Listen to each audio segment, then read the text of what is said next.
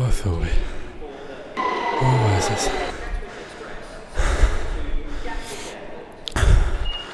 I'm okay. Well, I feel... You feel small, baseless, vacant from your own body, departing nowhere at 1,000 miles per hour, trapped in the seas you've sowed. The world keeps moving as you slowly self-destruct, but the light comes and the fuzziness fades. The nausea swallowed up by hope. You learn to walk again and appreciate the sun. I'm Dean Rios and I'm the creator of this documentary. I apologise for the strong start, however I feel it was necessary. The reason I started with a panic attack is to kind of draw you in. To anyone out there who's never experienced such a thing, I wanted to reach out to you for you to kind of understand how it feels, kind of really get to grips and almost put you in the eyes of the person having the panic attack. I really feel today people don't really understand mental health as well as people who actually go through it. I think there's a massive lack of empathy, but to be very honest, we can't really ask people to be empathetic about something they've never gone through before, which is why I'm creating this documentary. I really want to bring forth these emotions and these raw feelings to people who go through this, and I want you to feel connected. I want you to feel as if, oh, I understand how that person feels. Oh, I've been through that before. And really this is just to create some sort of awareness, and especially for people who don't experience mental health issues, or at least not severely.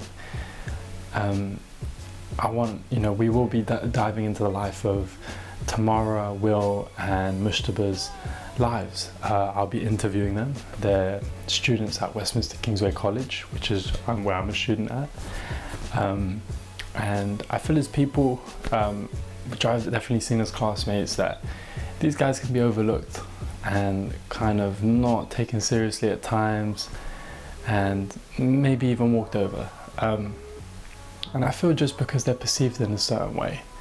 But some people, also teachers, don't really understand what they go through, don't really understand what's behind the image, you know. Will, someone who's always got attitude, always got something to say, he's very blunt, he is a very lovely guy, but I've never really seen him sad before. And interviewing him, I really found this deep, dark sadness, this really deep sadness that I was surprised to see. And it was amazing because he allowed himself to be vulnerable, and it allowed me to see him for who he really was and his real problems. And for me that was beautiful, that was amazing. And for Mushtaba, another character who's laughing, always got something to say, this guy honestly is so cheerful. If there is a bad mood, he will cheer you up straight away. But even then, he surprised me. He showed this sort of sadness, and he was very open about what he went through, but at the same time he was very wise. He had a lot of positive things to say, and to be honest, I was shocked. You can tell when you really look at him closely and he really opens up to you, he's been through a lot and he's had some deep issues, which I think a lot of people overlook. And with Chelsea, I was surprised by her past. I didn't realise that she had been through so much trauma. I didn't understand, especially with her family and her father, the abuse that she went through. And that was massively shocking to me, but also very insightful. I was like, wow, this is what they go through, and I looked at them completely different. So I'm hoping a lot of you out there who go through mental health can take something from this, can understand and feel part of something, but also people who've never been through this can feel at least some sort of empathy or some sort of understanding. Maybe you're looking at a family member differently, or you're looking at a friend differently, but you don't really understand them, and you haven't taken the time to really to get to know who they are. So please tune in and enjoy the interviews. Star signs and the traits of a Sagittarius. Skateboarding's helped me through a lot. I tend to binge eat junk food, which makes me feel even worse. Well, I don't believe in that stuff, but like, yeah, it's just interesting to read.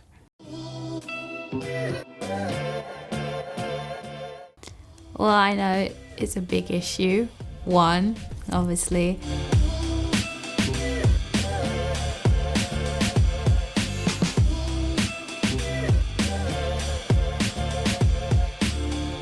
Of having mental health when you're young is to sweep it under the carpet. That's what I found out. Like a lot of young kids, like young adults, believe that it's not cool to talk about their mental health.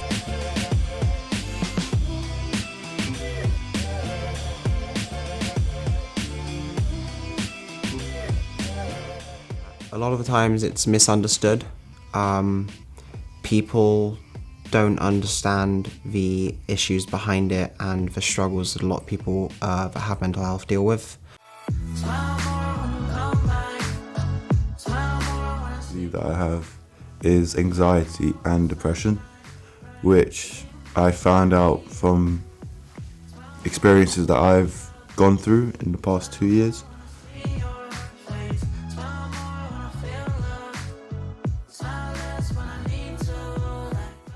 I get social anxiety quite badly. I dislike meeting new people. It stresses me out a lot, makes me feel sick.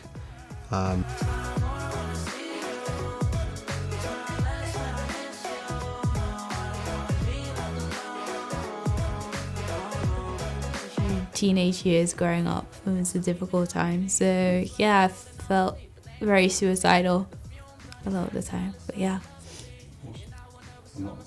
Well, yeah, but not us. But yeah, cool.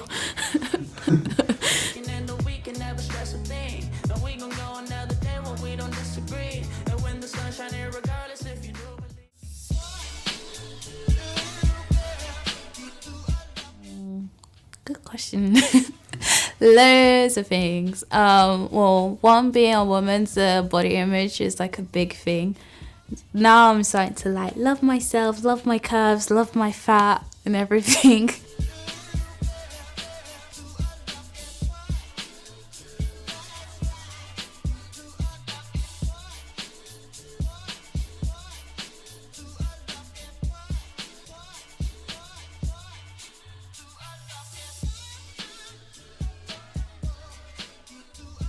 Social media, the media really, the media that's fed through our brains, Instagram, Facebook, all of these, Snapchat, all of these things. Fashion magazines, you're just seeing, oh, there's so many beautiful women, and like obviously them is like skinny as a stick, like size 2, 4 American sizes, which is like a 6 UK size and smaller.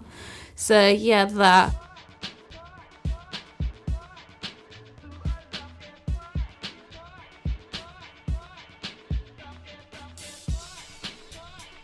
And the social group that you're in as well, because a lot of young people these days put themselves through torment just to please other people without even knowing themselves that they're causing their own depression. I don't eat the healthiest either, so I tend to, when I feel crappy, I tend to binge eat junk food, which makes me feel even worse. So it's kind of like a vicious circle.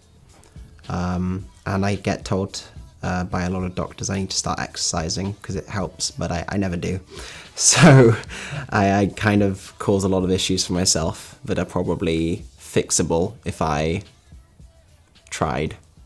Home environment I was living in wasn't great at the time as well. My dad being quite abusive, verbally and physically, but he had issues as well that he hadn't resolved when he was a kid due to his family upbringing. So yeah, so there was a lot of that, and especially the pivot of it all, the way it hit climax is when my parents separated. Some of the hobbies and tips that I've taken in account for my own personal well-being is mainly skateboarding. Skateboarding's helped me through a lot because it tests your mind and body, and it just lifts your spirits up at the end of the day. I've started eating healthier. I still have a lot of fizzy drinks and stuff, but I've cut down on sugar a lot. I don't eat chocolate. Don't have dairy in my life anymore. Yeah, I had counselling done a lot. Especially when my parents were going through divorce. I had counselling from the beginning of year 7 to year 9 with the school and outside of the school. And yeah, it was just mainly like talking, but I hadn't told my mum. Even though I was going to counselling and everything, I haven't told anyone how I was feeling like suicidal or anything. I mainly kept that under wraps. I'm trying to, even if I feel a bit crappy, and I feel like I can't leave the house, I try to leave the house for at least an hour or two a day, just to prove to myself that even if I've been unwell or feeling crappy, I can still make it out of the house if it's necessary. I've been working more as well, which helps me feel a lot more confident in my ability to interact with people socially, and also get out of the house to help with the anxiety or my fear of not being able to leave the house.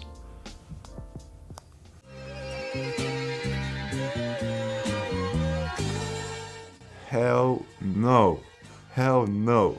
There isn't. Like if you have depression as part of mental health, like you don't want to be stuck on pills for the rest of your life and be addicted to them, and then the pill's no longer working and then you have to go on something stronger. So it's like that fear. Now, just like people knowing that just talking about it actually makes a huge difference. It makes a person feel so much better. And I think that's why they're urging more and more people to come out, especially boys, men. You guys, come on. Like, if we girls can talk, I'm sure you guys can talk. I think certain areas do it well, but I don't think there's enough support through free therapists, for example, because private therapy is really expensive. So some people can't afford it, and it becomes an issue not being able to have someone they feel comfortable to talk to.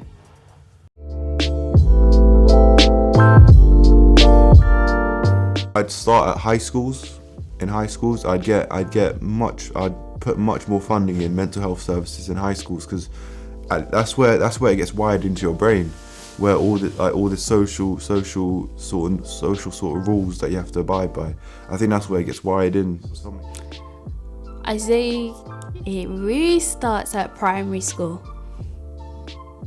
If anything, like I know they say, like there's a lot of support around secondary schools now, because obviously like exam stress, GCSEs, you know. Like in year 7 when they're 11 and stuff, get workshops going, get them make them more aware, so that when they hit puberty, when they hit those ages where their hormones are racing, they have already been taught how to deal with it, and they feel that it's normal to talk about it with their friends.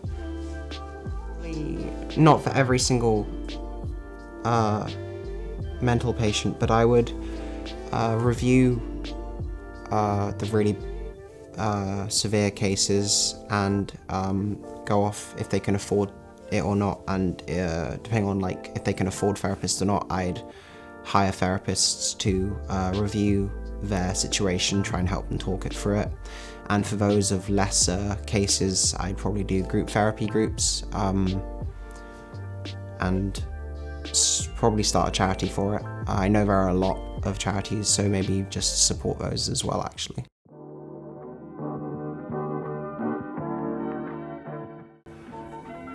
Just talk to people. That's the first step. The first step is acceptance. Talk to people if you're struggling. Talk. It's alright to talk. Make little steps. Don't try and jump like head on into fixing it and say I'm gonna go out every day for 10 hours. Take it slow. Don't feel like you have to dish everything out all at once, because I certainly didn't. I still don't now. There's still things I've kept inside, like I don't really tell others much about. So yeah, little by little, and then you'll get there eventually. Woohoo! You can do it, guys. People actually care. You think the whole world's closing in on you, but at the end of the day, there actually are people out there that care about your well-being. You're not stuck in a box, you just got to open it.